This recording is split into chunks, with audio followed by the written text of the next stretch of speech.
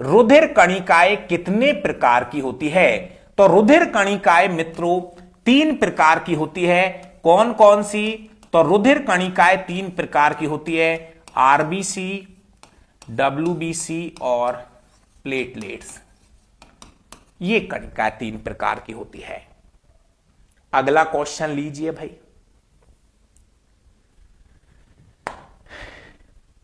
चलिए, एरिथ्रोसाइट के नाम से किसे जाना जाता है? तो एरिथ्रोसाइट के नाम से किसे जाना जाता है? तो मेरे सभी विद्यार्थियों को बता देना चाहता हूं कि आरबीसी का जो लैटिन नाम होता है, आरबीसी का जो लैटिन नाम होता है वो होता है एरिथ्रोसाइट। एरिथ्रो का मतलब होता है लाल, एरिथ्रो का मतलब होता है लाल, और साइट का मतलब होता है कोशिका। आरबीसी को लैटिन भाषा में एरिथ्रोसाइट कहा गया है, जबकि डब्ल्यूबीसी को लैटिन भाषा में ल्यूकोसाइट कहा गया है। डब्ल्यूबीसी को लैटिन भाषा में ल्यूकोसाइट कहा जाता है, जबकि प्लेटलेट्स को लैटिन भाषा में थ्रोम्बोसाइट कहा जाता है। थ्रोम्बोसाइट, थ्रोम्बो का मतलब है थक्का बनाने वाली, थक्का बनाने वाली, और साइट का मतलब है कोशिका। आरबीसी का लैटिन नाम एरिथ्रोसाइट है, डब्ल्यूबीसी का लैटिन नाम ल्यूकोसाइट है, और प्लेटलेट्स का लैटिन नाम थ्रोम्बोसाइट है। एग्जामों में आते हैं ये क्वेश्चन, बिल्कुल आते हैं। भ्रूणीय अवस्था में आरबीसी का निर्माण होता है, भ्रूणीय अवस्था में आरबीसी का निर्माण होता है।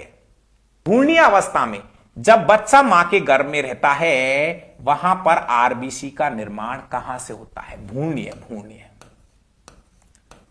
भ्रूणीय अवस्था में आरबीसी का निर्माण कहां से होता है? अच्छा क्वेश्चन है भाई। अस्थि मज्जा पे मत टूटिए, अस्थि मज्जा पे मत टूटिए, गलतियों को यहीं सुधार लीजिए। भ्रूणीय अवस्था में, भ्रूणीय जब बच्चा मां के गर्भ में रहता है तो आरबीसी का निर्माण कहां से होता है? तो भ्रूणीय अवस्था में आरबीसी का निर्माण लीवर और पलीहा से होता है।